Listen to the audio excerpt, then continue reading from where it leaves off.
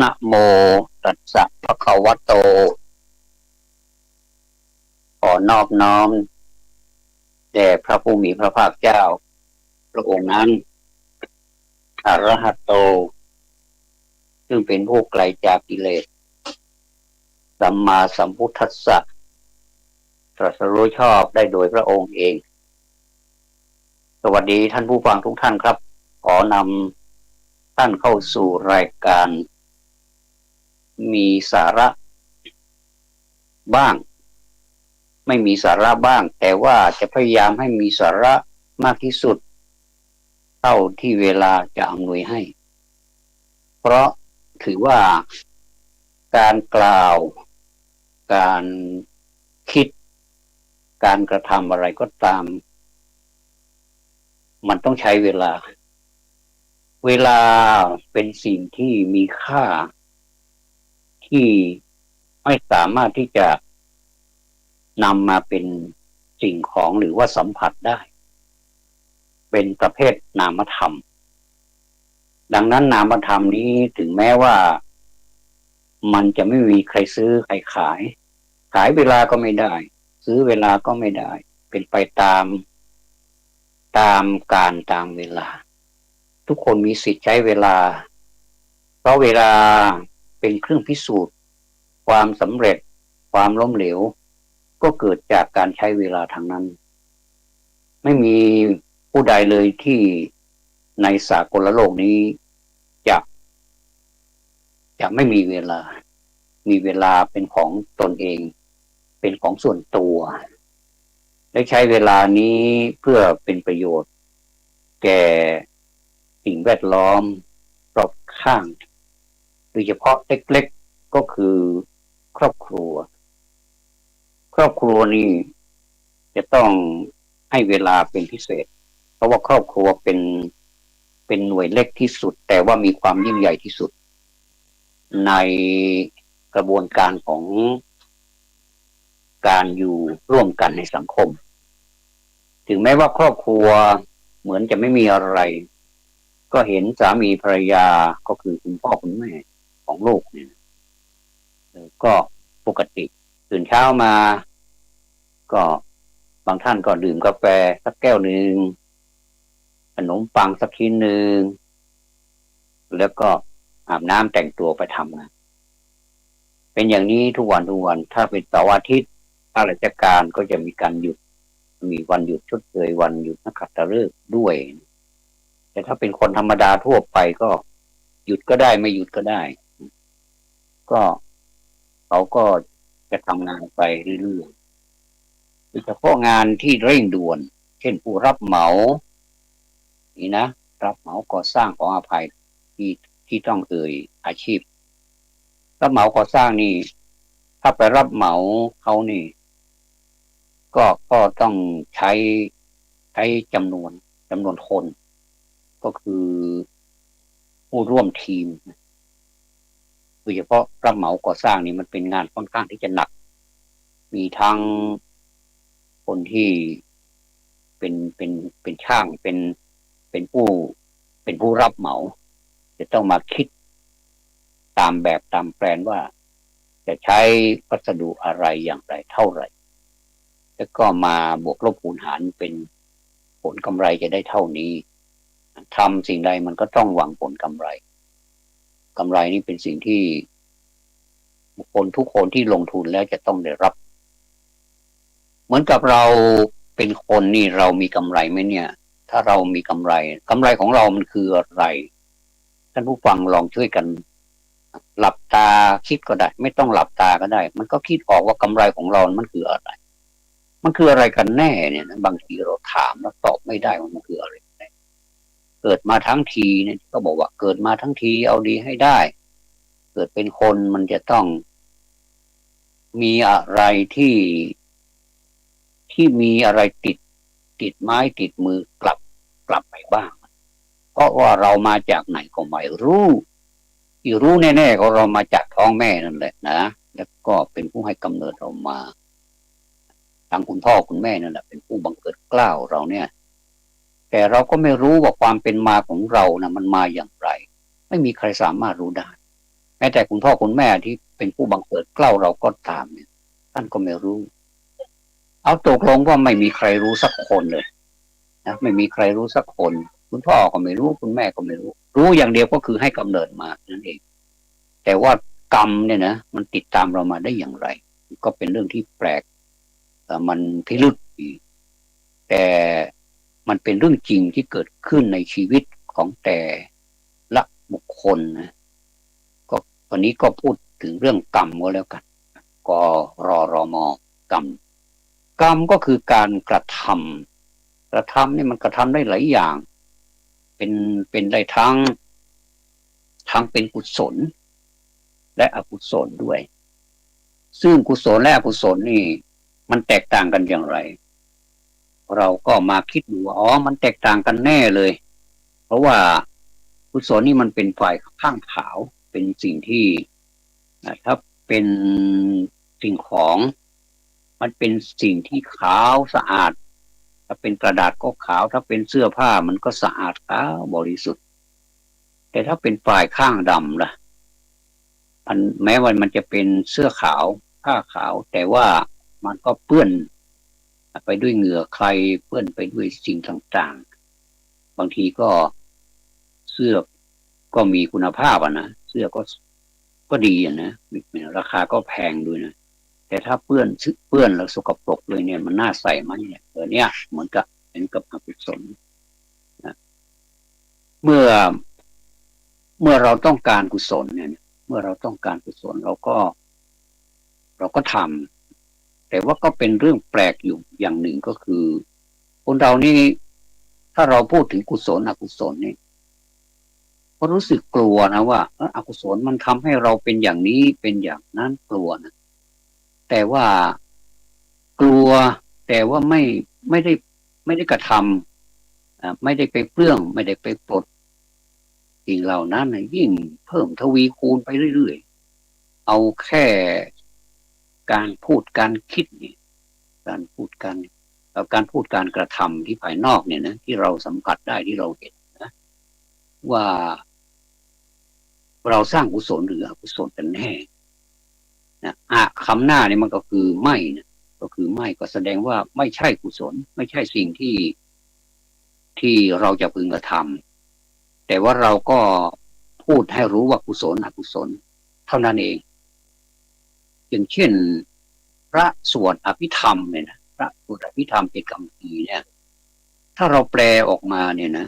กุศลธรรมมาเนี่ยกุศลธรรมมาถ้าจะแปลก็คือธรรมทั้งหลายที่เป็นกุศลนะนี่แปลออกมาแล้วก็คือกุศลธรรม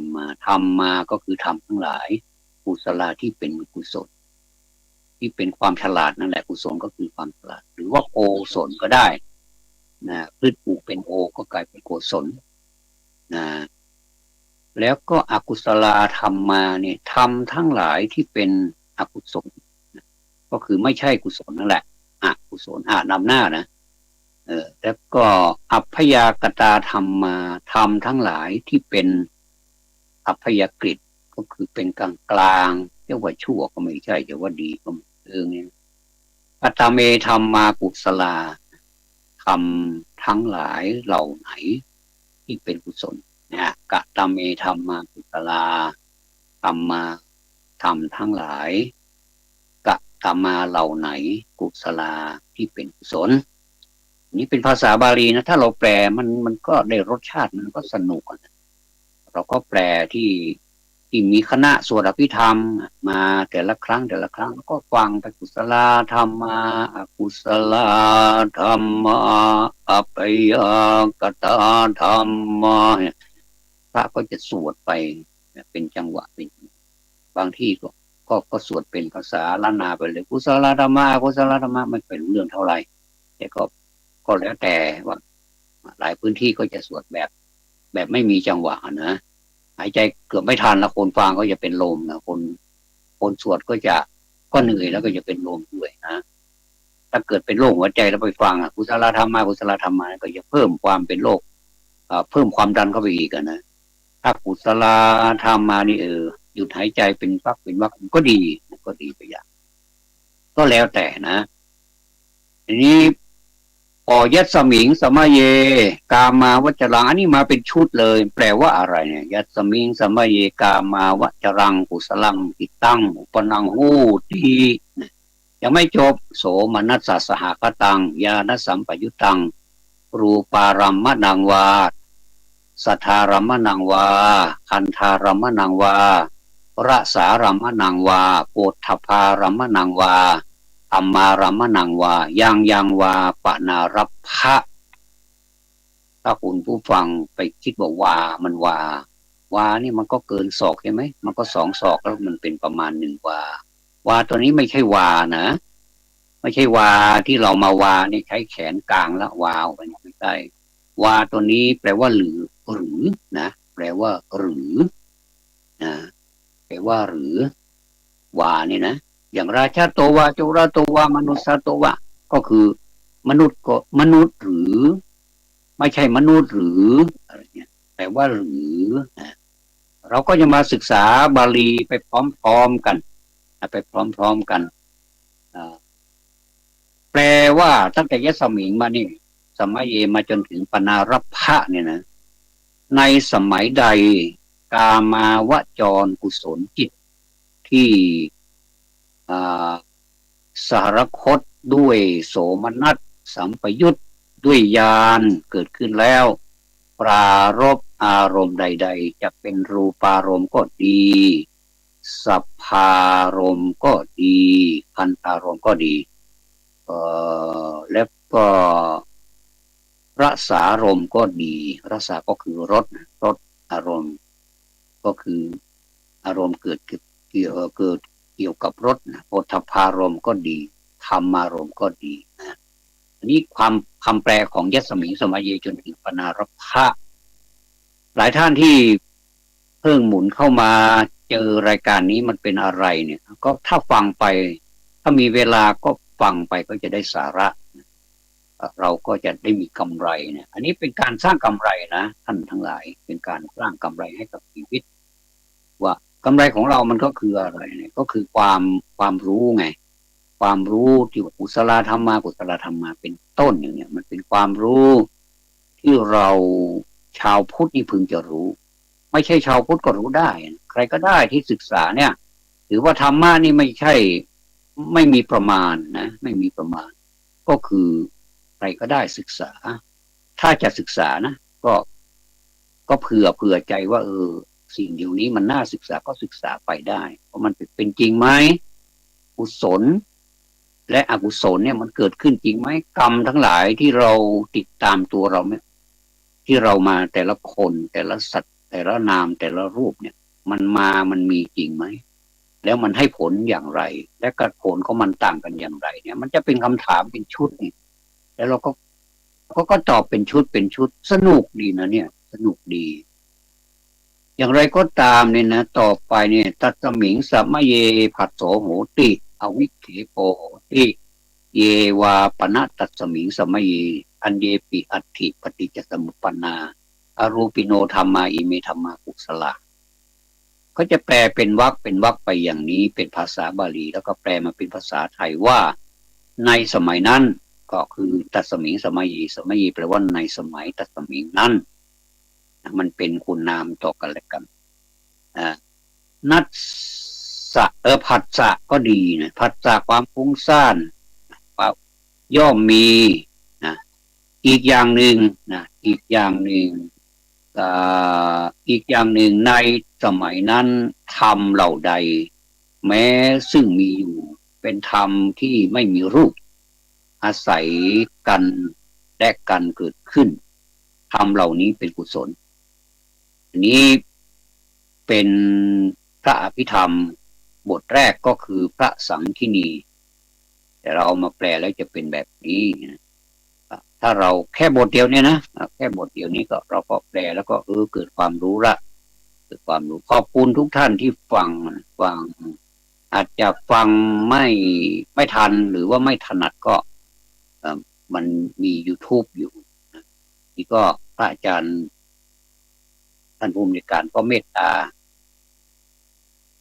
แบบเป็น Facebook ก็มีนะแล้วแต่ท่านจะสะดวกว่าท่านจะสะดวก ฟังหรือว่าดูแบบไหนก็อันนี้ก็เป็นเรื่องของพระอภิธรรมบทแรกพระสัมคินีซึ่งแปลความแล้วก็จะเป็นแบบนี้ บางทีถ้าเราเข้าไม่มีอารมณ์เข้าถึงการแปลเนี่ย เราก็จะรู้สึกว่ามันยากและก็ไม่อยากจะแปล เพราะว่าแปลแล้วมันก็ไม่ค่อยรู้เรื่องแต่ถ้าเราแปลทุกวันท่านทุกวันเราก็จะได้ความหมายแปลทุกวันไม่ต้องมากหรอกเราก็แปลวันละ1 รอบก็ได้ ถ้ามีเวลามากกว่านั้นเราก็แปลหลายรอบเดี๋ยวจำนะเดี๋ยวจำไม่จำอย่างเดียวนะมันจำแล้วมันรู้ความหมายด้วยแล้วเราก็จะรู้สึกชื่นชอบความรู้สึกของคนนี้มันจะชื่นชอบมันจะรู้สึกดีใจและอีกส่วนหนึ่งนะมันจะรันทดหรือว่าไม่ชื่นชอบเศร้าใจนะว่าโอ้ชีวิตของคนเป็นอย่างนี้เชียวหรืออย่างเนี้ยนะเราก็จะคิดได้ว่าโอ้โหที่เราฟังกันมานี้ความจริงมันเรารู้แต่เฉพาะภาษาบาลีนะแต่เราก็แปลไม่ได้เราแปลไม่ออกว่ามันคืออะไรคืออะไร ก็เลยฝากไว้กับท่านผู้ฟังด้วยว่าก็เป็นสิ่งที่เราน่าจะท่องจะเรียนรู้ไว้เพราะว่าสิ่งเหล่านี้มันเป็นสิ่งที่อยู่กับตัวเรากับตัวสัตว์ทุกนามทุกรูปนะในโลกนี้เราก็เอามาพระวิพังค์ต่อไปนะพระวิพังค์คำว่าวิพังค์แปลว่าแจกนะแปลว่าแจกก็ได้หรือจำแนกก็ได้ได้แก่แจกขันธ์ห้านะขันธ์ห้าออกไปเป็นอย่างก็เท่านั้นเองขึ้นต้นคำว่าปัญจขันธาแค่ขึ้นบาลีอย่างนี้เราก็ฟังไม่รู้เรื่องมันคืออะไรปัญจขันธารูปขันโธเวทนาขันโธสัญญาขันโธสังขารักขันโธวิญญาณขันโธแล้วก็แปลเป็นภาษาแปลว่าขันธ์ห้านะขันธ์ห้าก็คือปัญจขันธานะขันธ์ห้าคือรูปขันโธก็คือรูปขันธ์เวทนาขันโธก็คือเวทนาขันธ์สัญญาขันโธก็คือสัญญาขันธ์สังขารักขันโธก็คือสังขารขันธ์แล้วก็ขันธ์สุดท้ายก็คือวิญญาณนักขันโธก็คือวิญญาณขันธ์นะเป็นขันธ์นะขันธ์นี้หมายถึงขันธ์ที่มีขอไข่ไม้หันอากาศนอหนูแล้วก็ทอทงแล้วก็มีไม้ตะคันตะคาดก็คือกาลันนะกาลันนี่อันนี้เป็นความรู้พิเศษก็คือกาลันนี่ถ้ามันอยู่ปราศจากตัวที่มีอยู่ข้างล่างมันนะอย่างเช่นทอทงนี่เป็นตัวสะกดของมันก็เรียกว่าตัวสะกดเนี่ยก็ถึงจะเรียกว่าการันใช่ไหมแต่ว่าถ้ามันไม่มีอะไรนี่ก็จะเรียกว่าทันตะคาดเรียกได้2 อย่างใช่ไหมก็คือภาษาไทยนี่ก็มันก็ลึกซึ้งเหมือนกันนะอันนี้เราก็มาศึกษาพร้อมกันว่าเราได้ทั้งภาษาไทยภาษาบาลีแล้วก็คำแปลด้วยนะคำแปลด้วยตัทธกตโมรูปขันโธบรรดาขันเหล่านั้นรูปขันเป็นอย่างไรถามนะยังกินจิรูปังอตีตานาคตะปัจจุปันนังปัจจุปันนังอัจฉตังวาก็วายละอัจฉตังวาพหิทาวาโอลาริกังวาสุอุมังวาหีนังวาปณีตังวายังทูเรวาสันติเกวาตเทกัจฉังอภิสัญญูหิตวาอภิสังขิปิตวาอายังวุจติรูปขันโธแปลว่ารูปอย่างใดอย่างหนึ่งอย่างกินจิก็คืออย่างใดอย่างรูปังก็คือรูปที่เป็นอดีตอดีตานัคตปัจจุบันนังอนาคตปัจจุบันอันนี้แหละอดีตานาคตปัจจุบันนังก็คือเป็นอดีตอนาคตและปัจจุบันภายในภายนอกภายในภายนอกอัจฉตังวาภายในพหิทาวาภายนอกหยาบละเอียดเร็วประณีตอยู่ไกลอยู่ใกล้ ไกลอยู่ใกล้ก็คืออยู่ไกลก็คือสันติเกทูเรวาอยู่ใกล้หรือสันติเกหรือว่าอยู่ไกลทูเรนี่อยู่ไกลนะอยู่ไกลหรืออยู่ไกลอยู่ใกล้ก็คือสันติเกอ่ากล่าวย่นกล่าวรวมกันนี้เรียกว่ารูปประขันธ์อันนี้ก็จบนะพระวิพังค์เป็นบทที่สองที่คณะสวดท่านจะสวดนะแต่ท่านไม่ได้แปลท่านจะสวดเป็นภาษาบาลีอย่างเดียวนี่มาแปลให้พวกเราฟังกันนะส่วนบทที่สามก็คือพระธาตุกถาหรือว่าพระธาตุกถาอันนี้จะขึ้นต้นคำว่าสังฆโหการสงเคราะห์ได้นะอสังฆโหการสงเคราะห์ไม่ได้สังฆหิเตนะอสังฆหิตังธรรมที่สงเคราะห์ไม่ได้ด้วยธรรมที่สงเคราะห์ได้มันจะสลับกันไปสลับกันมาอย่างนี้อสังฆหิเตนะสังฆหิตังธรรมที่สงเคราะห์ได้ด้วยธรรมที่สงเคราะห์ไม่ได้มันจะปวดหัวหน่อยมันจะเวียนหัวหน่อยนี่สังฆหิเตนะสังฆหิตังธรรมที่สงเคราะห์ได้ด้วยธรรมที่สงเคราะห์ได้อสังฆหิเตนะอสังฆหิตังธรรมที่สงเคราะห์ไม่ได้ด้วยธรรมที่สงเคราะห์ไม่ได้สัมปโยโควิปโยโคการประกอบได้การประกอบไม่ได้สัมปยุตเตนะวิปยุตตังธรรมที่ประกอบไม่ได้ด้วยธรรมที่ประกอบได้วิปยุตเตนะสัมปยุตตังอสังฆหิตังธรรมที่ประกอบได้ธรรมที่สงเคราะห์ไม่ได้ด้วยธรรมที่ประกอบไม่ได้อันนี้สั้นนะแต่ว่าสลับไปสลับมาตรงนี้ต้องใช้เวลาศึกษาหน่อยว่ามันคืออะไรประกอบได้ประกอบไม่ได้มันยังไงถ้าเรานี่ถ้าไม่อย่างนั้นเขาไม่เรียกว่าศึกษาใช่ไหมมันก็เป็นการเรียนรู้ศึกษาไปเรื่อยๆวันละเล็กวันละน้อยไม่ต้องมากเอาตั้งแต่กุศลธรรมมาทำทั้งหลายที่เป็นกุศลอกุศลธรรมมาทำทั้งหลายที่เป็นอกุศลเอาสักท่อนเองอัพยากตาธรรมาทำทั้งหลายที่เป็นอัพยกฤตกัตตเมธรรมากุศลธรรมทั้งหลายเหล่าไหนที่เป็นกุศลเอาแค่นี้ก่อนเอาแค่นี้เขียนกับมือเราเขียนด้วยมือเราเขียนติดไว้นะที่ติดไว้ในห้องพระที่โต๊ะหมู่บูชาก็ได้เขียนด้วยมือเราแล้วก็สวดทุกวันถือว่าเป็นเรื่องดีนะเป็นการสร้างเสริมปัญญาบารมีปัญญาบารมีนี้เราดำเนินตามไปบทที่สี่นะพระปุคละบัญญัตินะพระบัญญัติขึ้นต้นคำว่าฉะนะฉะปัญญัติโยฉะก็แปลว่าหกนะปัญญัติโยก็คือบัญญัติทั้งหลายนะมีหกประการบัญญัติหกประการขันธปัญญัติคือขันธบัญญัตินะอายตนะปัญญัติอายตนะบัญญัติธาตุปัญญัติธาตุบัญญัติสัจจะปัญญัติสัจจะบัญญัติอินทรียปัญญัติอินทรีย์บัญญัติบุคละปัญญัติบุคคลบัญญัตินะอิตาวตาบุคลานังบุคละปัญญัติบุคคลบัญญัติสำหรับบุคคล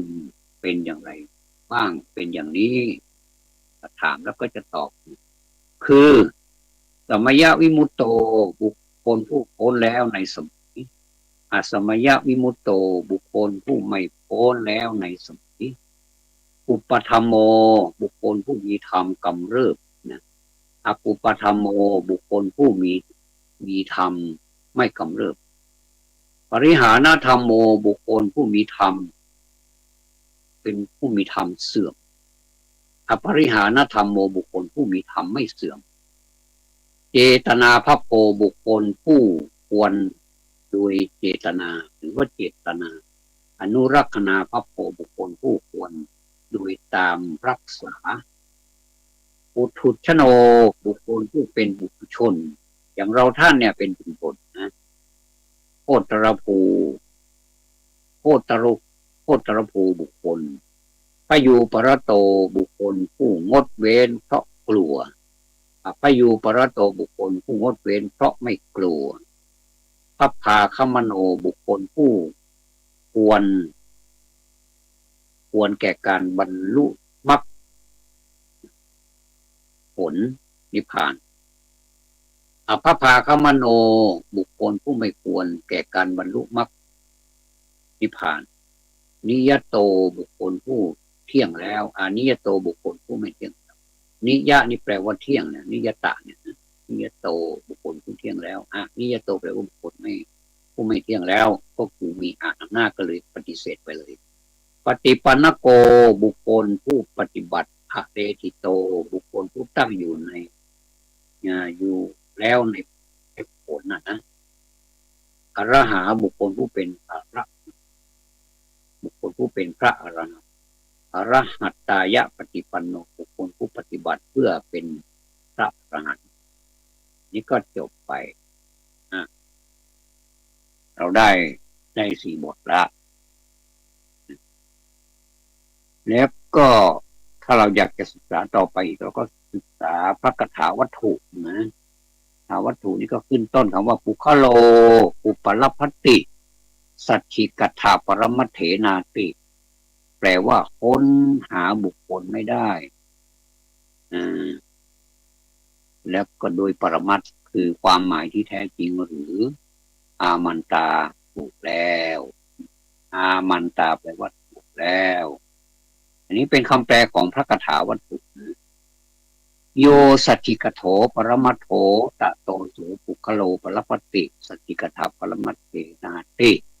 ปรมัตคือความหมายอันแท้จริงอันใดมีอยู่ค้นหาบุคคลนั้นไม่ได้โดยปรมัตคือโดยความหมายอันแท้จริงอันนั้นหรือนะเหวังวัตตเพในไม่ควรกล่าวอย่างนั้นอาชานาหินิขังหันติปุคโลปรปัตติปัฏฐปรมัตเถนะเตนะวัตเรวัตเพโยสติกโตปรมัตโถตาโตโสปุคโลปรปัตติสติกถาปรมัตเถนะติวิชาเพื่อเซฟเวลานะท่านจงรู้นิคหะเถิดถ้าท่านค้นหาบุคคลไม่ได้โดยปรมัตถ์คือโดยความหมายอันแท้จริงแล้วท่านก็ควรกล่าวด้วยเหตุนี้ว่าปรมัตถ์คือความหมายอันแท้จริงอันใดมีอยู่เราค้นหาบุคคลนั้นไม่ได้โดยปรมัตถ์คือความหมายอันแท้จริงนั้นคำตอบของท่านที่ว่าปรมัตถ์คือความหมายอันแท้จริงอันใดมีอยู่เราค้นหาบุคคลนั้นไม่ได้โดยปรมัตถ์คือความหมายอันแท้จริงอันนั้นจึงผิดอันนี้ค่อนข้างที่จะเข้าใจยากหน่อยแต่ว่าเราก็เดี๋ยวถ้าเราสงสัยหรือว่าสนใจตรงไหนเราก็เจาะตรงนั้นว่ามันคืออะไรที่กล่าวมาเนี่ยนะจะให้ดูแล้ววันเดียวฟังแล้ววันเดียวให้มันเข้าใจนี้มันเป็นไปไม่ได้ต้องศึกษาไปวันค่อยจดค่อยจำค่อยบันทึกไปเรื่อยๆว่าอันนี้มันคืออันนี้ทำไมเรียกว่าความหมายอันแท้จริงอันนั้นจึงผิดมันผิดยังไงอันนี้เราไปว่าในรายละเอียดอีกทีหนึ่งนะต่อมาคือพระยมกหรือว่าพระยมกะนะขึ้นต้นคำว่าเยเกจิกุศลธรรมมาสัพเพเตกุศลามูอกุศละสิมันเป็นรัศะไม่ใช่เป็นตีฆะนะกุศลมูลาธรรมเหล่าหนึ่งเหล่าใดเป็นกุศลธรรมเหล่านั้นทั้งหมดเป็นกุศลมูลหรือว่าเป็นกุศลมูลหรือเยวาปนะกุศลามูลาสัพเพเตกุศลธรรมธรรมากุศลาสัพเพเตธรรมากุศลานะขออภัยหรือว่าธรรมเหล่าใดเป็นกุศลมูลธรรมเหล่านั้นทั้งหมดเป็นกุศลนี้ก็งงเหมือนกันแต่เราก็จะหายงงถ้าเราศึกษาไปเป็นตัวถ้าทำความเข้าใจไปอย่างแต่ละอย่างเนี่ยเดี๋ยวเราก็จะหายสงสัยแล้วก็จะแก้ปัญหาในใจของเราได้ว่าเราไม่เข้าใจตรงไหนอย่างไรเยเกจิกลาธรรมมาสเพเตกุศลมูเลนะเอกมูลาแป ลว่าธรรมเหล่าหนึ่งเหล่าใดเป็นกุศลธรรมเหล่านั้นทั้งหมดมีมูลอย่างเดียวกันโดยเป็นกุศลโดยเป็นกุศลมูลหรือเยวาปณะกุศลมูเลนะเอกมูลาสัพเพเตธรรมากุศลาหรือว่าว่าตัวนี้เนี่ยปะนะวาปณะเนี่ยหรือว่าธรรมเหล่าใดมีมูลอย่างเดียวกันโดยเป็นกุศลมูลธรรมเหล่านั้นทั้งหมดเป็นกุศลอันนี้ก็เข้าใจยากยอมรับว่าเข้าใจยากถ้าไม่งั้นเขาจะเรียกอภิธรรมเนี่ยอภิธรรมธรรมอันยิ่งนะลึกซึ้งนะต่อไปเป็นบทที่7ที่เราฟังกันที่7ซึ่งเป็นบทสุดท้ายของบทสุดท้ายของการสวดอภิธรรมนะการสวดอภิธรรมว่าเหตุปัจจโยเหตุปัจจโยธรรมที่มีเหตุเป็นปัจจัยนะอารัมมณปัจจโยธรรมที่มีอารมณ์เป็นปัจจัยตรงนี้เข้าใจได้ง่ายหน่อยนะมหาปฐานเนี่ยแล้วก็อธิปติปัจจโยธรรมที่มีอธิปดีเป็นปัจจัยอนันตรปัจจโยธรรมที่มีปัจจัยหาที่สุดไม่ได้อนันต์นี้แปลว่าที่สุดไม่ได้สัมมานันตรปัจจโยธรรมที่มีปัจจัยที่มีสุดมีที่สุดเสมอกันนะธรรมที่มีปัจจัยมีที่สุดเสมอกันสหชาตปัจจโย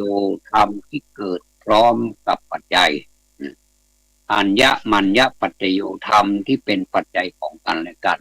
อัญญมัญญก็แปลว่ากันและกันนะปัจจโยก็แปลว่าปัจจัยนิสยปัจจโยธรรมที่มีนิสัยเป็นปัจจัยอุปนิสัยปัจจโยธรรมที่มีอุปนิสัยเป็นปัจจัยท่านก็ฟังไปด้วยแปลไปด้วยกันนะอาจจะเร็วไปหน่อยแต่ว่าท่านฟังหลายๆรอบได้ปุเรชาตปัจจโยธรรมที่มีธรรมเกิดก่อนเป็นปัจจัยปัจฉาชาตปัจจโยธรรมที่มีธรรมเกิดภายหลังเป็นปัจจัยปัจฉาแปลว่าภายหลังนะอาเสวนาปัจจโยธรรมที่มีอาเสวนาเป็นปัจจัยกรรมปัจจโยธรรมที่มีกรรมเป็นปัจจัยวิปากโยวิปากะปัจจโยธรรมที่มีวิบากเป็นปัจจัยอาหารปัจจโยธรรมที่มีอาหารเป็นปัจจัยอินทรียปัจจโยธรรมที่มีอินทรีย์เป็นปัจจัยกานปัจจโยธรรมที่มีฌานเป็นปัจจัยมัคคปัจจโยธรรมที่มีมรรคเป็นปัจจัยหนทางนะสัมปยุตตปัจจโยธรรมที่มีการประกอบเป็นปัจจัยสัมปยุตนี้แปลว่าประกอบวิปยุตตปัจจโยธรรมที่ไม่มีการประกอบเป็นปัจจัยวิปปะนี้คือปฏิเสธละไม่มีธรรมที่ไม่มีธรรมที่ไม่มีการประกอบนะแล้วก็อธิปัจจโยธรรมที่มีปัจจัยนัตถิปัจจโยธรรมที่ไม่มีปัจจัยนัตถิแปลว่าไม่มีถ้านัตถินี้แปลว่าปฏิเสธละไม่มีธรรมเป็นปัจจัยวิคตปัจจโยธรรมที่มีการอยู่ปราศจากเป็นปัจจัยอวิคตปัจจโยธรรมที่มีการอยู่ไม่ปราศจากเป็นปัจจัยมหาปฐานก็จบลงด้วยประการฉนี้ก็คือทั้งหมดนับตั้งแต่พระสังฆินีมาจนถึงมหาปฐานนี้ก็มี7 บทพอดีท่านผู้ฟังที่เคารพการที่เราจะเข้าใจความหมายของพระอภิธรรม7 คำพีเนี่ยถ้าใครทำได้สามารถเอาไปท่องแล้วก็ให้จำขึ้นใจเนี่ย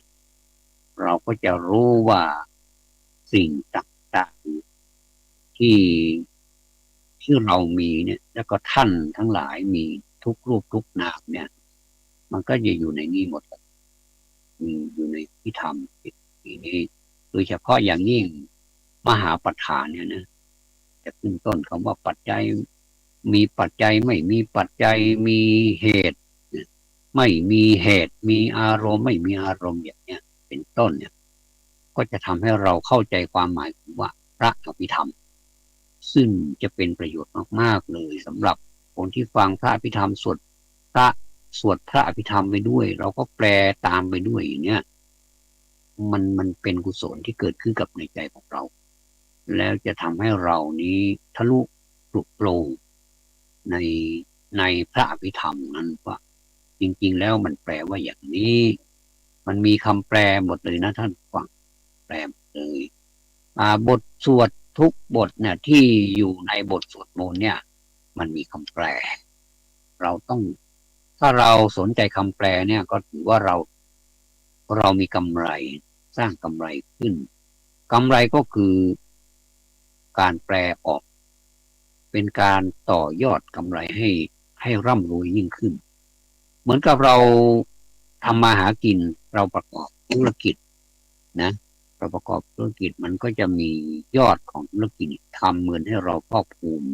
ต่อยอดให้เพิ่มมากขึ้นนะจากการที่มี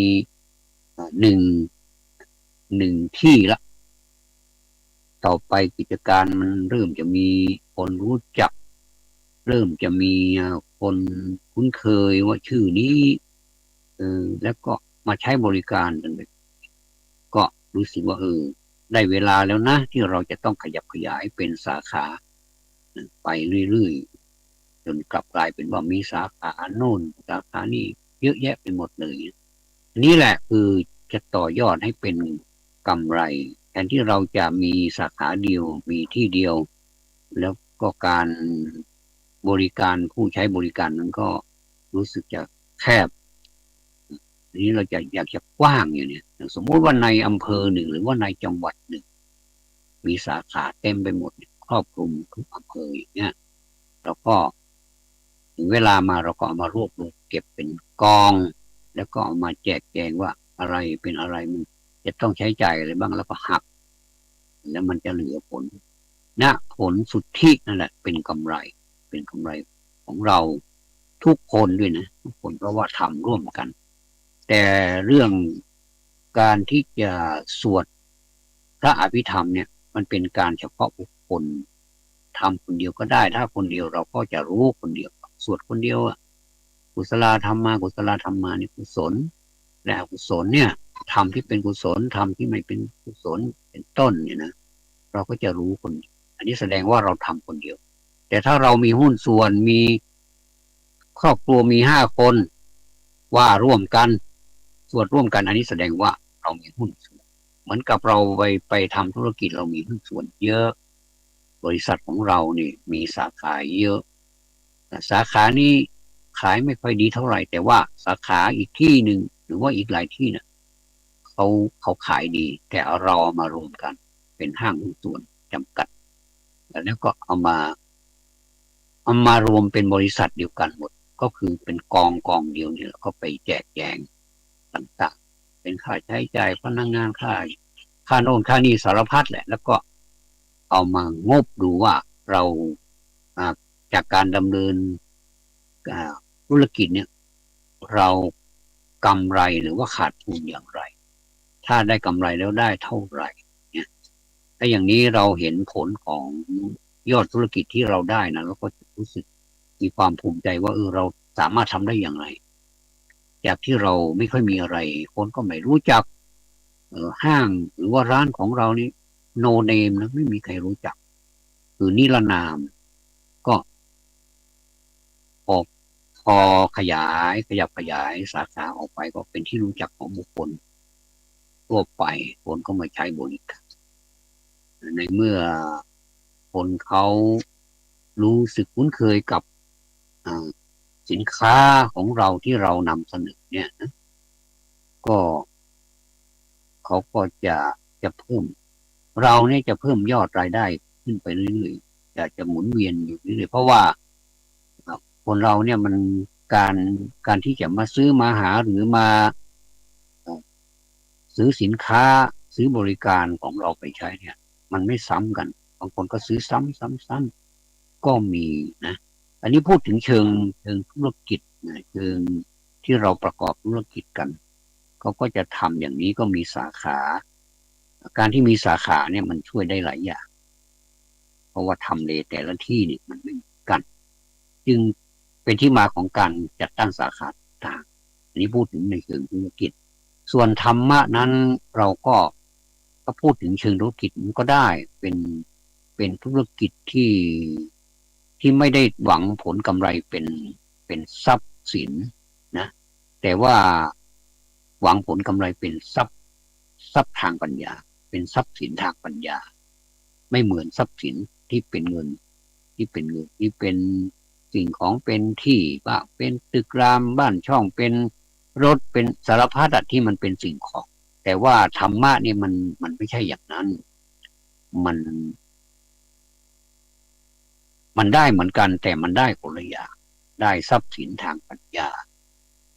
ทรัพย์สินทางปัญญานี้ถามว่ามันมีความสำคัญไหมมีมากเลยนะทรัพย์สินที่เป็นทรัพย์สินของก็มีความหมายและมีความสำคัญเหมือนกันเพราะว่าสองสิ่งนี้มันอาศัยกันถ้าเราไม่มีความสะดวกพอสมควรไม่มีความสบายไม่มีความสะดวก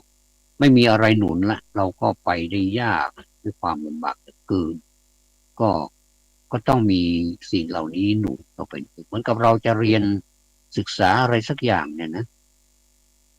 จะเรียนหนังสือหลังจากที่จบม.ปลายแล้วเนี่ยม.6แล้วก็เอนทรานซ์เข้ามาสู่รั้วมหาวิทยาลัยแล้วแต่เราจะเรียนสาขาไหนถ้าเราไม่มีตังค์เนี่ยเราจะทำเดี๋ยวติดค่าเทอมดีไม่ดีก็โดนรีไทร์ออกมาก็เป็นสิทธิ์ของมหาวิทยาลัยเพราะว่าเขามีระเบียบอย่างนั้นว่าถ้าติดไว้นานๆแล้วก็ไม่ยอมจ่ายหรือว่ายอมจ่ายเหมือนกันแต่ว่ามันจ่ายช้าเนี่ยหรือว่าไม่มีจ่ายเนี่ยนะเขาก็จำเป็นทำตามระเบียบถึงแม้ว่าก็เลยเป็นที่มาของการผ่อนค่าเทอมผ่อนค่าเล่าเรียนก็มีกันไปทั่วไปหมดเลยในประเทศไทยของเรานี้แม้แต่จะมีการกู้ปยสก็แล้วก็ช่วยได้นะปยสนี่แต่ว่าก็จำกัดอายุของคนอีกนะแล้วก็เดี๋ยวเนี้ยนะไม่ใช่เดี๋ยวนี้มันตั้งนานมาแล้วแหละว่าคนที่มีอายุที่เขาเป็นผู้สูงอายุแล้วเนี่ยแต่ก็ยังเรียนในสถาบันกันเยอะแยะก็ทั้งนี้ทั้งนั้นจะไปห้ามเขาได้หรือว่าเขาอยากจะเรียนการที่อยากจะเรียนนี้ปล่อยเขาเรียนเถอะถ้าเราจะช่วยเหลือคนที่เรียนเนี่ยก็ช่วยได้นะถ้าไม่มีอะไรก็ช่วยเป็นกำลังใจก็ได้แต่ถ้ามีกำลังทรัพย์จะช่วยอีกก็ยิ่งดีก็ถือว่าเป็นการช่วยเป็นค่าเล่าเรียนเพราะว่าการเล่าเรียนเนี่ยมันต้องใช้จิปาถะโดยเฉพาะอย่างยิ่งถ้าเป็นชั้นสูงปริญญาตรีก็ประมาณเท่านี้ปริญญาโทก็ประมาณเท่านี้ก็เพิ่มขึ้นไปอีกแล้วปริญญาเอกก็เยอะเลยจริงต้องจำเป็นจะต้องเก็บเงินซะก่อนเก็บเงินบางคนก็เก็บเงินไปด้วยเรียนไปด้วยเขาเก่งนะก็แสดงว่าเขามีความสามารถเฉพาะตัวแต่หลายคนก็ปีหน้าเราจะเรียนแล้วก็เก็บปีนี้เก็บให้ได้นะอย่างน้อยที่สุดเรามีสัก3-4 แสนก็พอที่จะไปได้นะแต่ถ้าไม่มีสักแสนไม่มีสักอย่างเนี่ยนะงานก็ไม่มีงานทำแล้วก็ไม่มีสตางค์ในธนาคารก็ไม่มีนิดแล้วถามว่าเราจะเรียนจบไหมเนี่ยมีความต้องการที่อยากจะเรียนแต่ว่ามันไปไม่ได้เพราะมันจะต้องเกี่ยวกับเรื่องการจ่ายค่าเรียนค่ากิจกรรมอะไรติปาถะเลยอย่างที่คนที่เรียนมานี่จะรู้เลยว่าโอ้โหไม่นึกไม่คิดไม่นึกเลยว่ามันจะมากมายถึงขนาดนี้ลำพังเฉพาะเรียนนี่ก็ไม่เท่าไหร่ดูหนังสือได้เองได้แต่ว่าถ้าเป็นกิจกรรมนี่มันเกี่ยวกับกิจกรรมนี่มันเยอะเดี๋ยวกิจกรรมกลุ่มพรีเซนต์โน่นนี่นั่นออกนอกสถานที่ไปศึกษาสารพัดเลยมันก็ต้องใช้ทุน อย่างไรก็ตามถ้าคนเราอยากจะเรียนแล้วเนี่ยมันไม่มีปัญหาหรอกมันจะต้องเรียนให้ได้มันต้องเรียนให้ได้นะพูดถึงกรรมเราพูดถึงกรรมตั้งแต่แรกมาแล้วกรรมก็คือการกระทำอย่างเรายกตัวอย่างอย่างเรียนนี่ใช่ไหมเรียนเนี่ยก็เป็นกรรมการกระทำเนี่ยถ้าเราเรียนผลของการเรียนเนี่ยมันก็แบ่งผลออกมาเป็นสองอย่างอีกเรียนดีมันก็ได้ดีแล้วก็สอบผ่านแล้วก็จะได้รับวุฒิบัตรปริญญาบัตรอะไรต่างๆที่ทางสถาบันจะออกให้เนี่ยก็ถือว่าเป็นความภูมิใจระดับหนึ่งเห็นนะทุกคนที่ได้รับนี่เขาจะมีความสุขอันนี้เป็นความสุขของมนุษย์นะถึงแม้ว่าจะเป็นกระดาษแผ่นเดียวก็จริงก็ตามนะแต่ว่ามันมีความหมายและมันมีอิทธิพลต่อจิตใจของคนนะเราจะไปถือว่ามันไร้สาระมันก็ไม่ใช่แต่ถ้าจะไปถือเป็นสาระเลยว่าเรียนแล้วจะต้องได้อย่างนี้นะมันก็ไม่ใช่อีกก็เอาเป็นกลางๆเหมือนกุศลธรรมมากุศลธรรมมาปิยกตธรรมมากันก็ในเมื่อเราเรียนแล้วเราจะต้องหวังใช่ไหมเราก็ต้องหวังเหมือนกับเราลงทุนอะไรก็ตามนะเราต้องหวังกำไรแล้วเพราะฉะนั้นกำไรของการประกอบธุรกิจมันคือกำไรที่เป็นทรัพย์สินเงินทองนะต่างๆเหล่านี้ก็คือกำไรทางธุรกิจของชาวโลกที่เขาทำกันไม่ว่าจะเป็นค้าขายเล็กๆน้อยๆลงทุนไป 1,000 ก็จะได้สัก 1,500 อย่างเนี้ย500เนี่ยเป็นผลกำไรนะ 1,000 ก็ได้คืนมาแล้วอันนี้คือเป็นทุนแต่ว่า500นี่เป็นกำไรแต่ถ้าเราจะคิดแบบละเอียดแล้วค่าแรงอีกถ้ามาตีเป็นค่าแรงอีกมันก็เกือบจะไม่ได้กำไรแต่เราก็ไหนๆก็ตัวเองลงทุนเองไม่เป็นไรไม่ต้องคิดค่าแรงนะแต่ว่าเราจะคิด500เนี่ยเป็นผลของการประกอบการแล้วเราตอนนี้ 1,500 นี่อยู่ในมือเราละเราจะลงทุนอะไรอีกเราไม่ลงทุน1,000แล้วนะแต่นี้เราจะเพิ่มขึ้นเป็น1,000เท่าไหร่1,300 200นั่นก็เก็บไว้นั่นก่อนเผื่อกันขาดเหลือยังไงก็เอาไปนั่นได้นะก็หรือว่าจะลงทุนทั้งหมดเลย1,500ถ้าใจกล้าหน่อยสมมุติว่าถ้ามันเยอะลงทุน1 ล้านบาทแล้วก็ได้1,500,000อย่างเนี้ยนะเรากล้าไหมที่จะลงทุนอีกทั้ง1,500,000เนี่ยแล้วมันก็จะได้2 ล้าน3 ล้านเป็นหลายท่านลงทุนแต่ว่าในการลงทุนนี้มันจะต้องใช้สมองไม่ใช่ลงทุนก็สักแต่ว่าลงทุนแล้วก็เงินไปไหนก็ไม่รู้กลายเป็นเบี้ยหัวแตกอย่างเงี้ยนะพอเงินล้านมันกระจายออกไปแล้วนะมันกลายเป็นอะไรก็ไม่รู้เหมือนเราทำกรรมนี่แหละท่านผู้ฟังถ้าเราทำแล้วมันเป็นก้อนเป็นสาระเป็นก้อนแล้วก็ทำให้เรานี้ต่อยอดไปได้เนี่ยนี่ก็เรียกว่าทำกรรมดีในขณะเดียวกันถ้าเราทำกรรมที่ไม่ดีนะเป็นก้อนเหมือนกันเป็นก้อนใหญ่ทีนี้มันเหมือนกับมันเป็นภัยแค่เราคิดนี่มันก็สยองแล้วนะเราก็คิด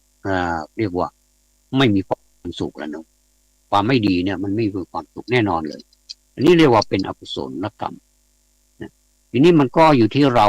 จะเลือกเอาแบบนั้นแต่ว่าผลกรรมเก่าเนี่ยมันยังตามมาอยู่มันจะไม่หายเขาเก่งมากเลยเขาสามารถโอนสรรพสัตว์ในปฐพีเนี่ยไม่ว่าจะชั้นไหนเนี่ยนะไม่พ้นไปได้หรอกอันนี้คือผลของการทำเป็นความเชื่อของเรานะแล้วมันมีความเชื่อเนี่ยมันมีไหมมีถ้าไม่งั้นนี่เราก็เกิดมาหล่อเหมือนกันหมดดิทำไมหญิงสาวทำไมเกิดมาบางคนก็สวยเหลือเกินบางคนก็ไม่สวยบางคนก็กลางๆอย่างเนี้ยทำไมเป็นเพราะอะไรก็เป็นเพราะว่ากรรมของแต่ละคนสร้างมาไม่เหมือนกันบางคนก็รวยเหลือเกินนี่เขาทำอะไรไว้ถึงรวยบางคนก็ไม่ต้องทำอะไรเป็นคนรวยแล้วก็ไปเสี่ยงโชคอีกได้เป็นหลายล้านเนี่ยก็ไม่รู้เขาเป็นอะไรเขาไปทำอะไรมาเขาก็ไม่รู้แต่ผลของมันนี่พอไปซื้อปุ๊บเขาก็ถูกนะไม่ใช่ถูกกินนะไม่ใช่ถูกกินแต่ว่าเขาถูกได้นะเขาได้มาแล้วก็ ก็จะเพิ่มยอดขึ้นไปอีกเรื่อยๆนะซื้อเมื่อไหร่มันก็ถูกอีกก็แปลกดีนะอันนี้ท่านเคยสังเกตบ้างไหมเคยสังเกตว่าทำไมมันถูกอันนี้พูดถึงเสี่ยงนะเราไม่อยากจะพูดละเป็นเรื่องเสี่ยงแต่ว่าที่แน่นอนที่สุดก็คือหนึ่งสมองสองมือของเรานี่แหละนะหนึ่งสมองสองมือทำให้เรารวยเมื่อเรารู้ว่าหนึ่งสมองสองมือนี้ทำให้เราแล้วก็บริหารหนึ่งสมองสองมือนี้ให้ดีอย่าให้มันพลาดได้มันเป็นธรรมดาของมนุษย์อะไรก็ตามที่เราทำไปแล้วเนี่ยมันพลาดแม้แต่พูดเนี่ยเราก็พลาดนะแม้แต่ทำเราก็พลาดคิดเองไว้อย่างพลาดเลยแต่ทีนี้เราข้อที่ทำให้เรากันความผิดพลาดเนี่ยมันมีอยู่ที่ว่าเราจะใช้หรือเปล่าอันดับแรกก็คือสตินะสติกับสัมปชัญญะเนี่ยอันนี้นี่เป็นธรรมอุปการะสำหรับคนทั่วไปนะต้องมีสติมีสัมปชัญญะนี่คอยควบคุมอยู่ตลอดไม่ไร้สาระนะท่านผู้ฟัง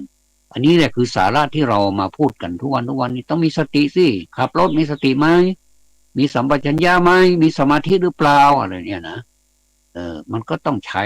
โดยทั่วไปแล้วมันไม่ใช่ธรรมะของผู้ใดผู้หนึ่งมันเป็นธรรมะทั่วไปมันอยู่ในนี่แหละอยู่ใกล้ๆมือเรานี่แล้วแต่เราจะคว้ามาในใช้ในการไหนในเวลาไหน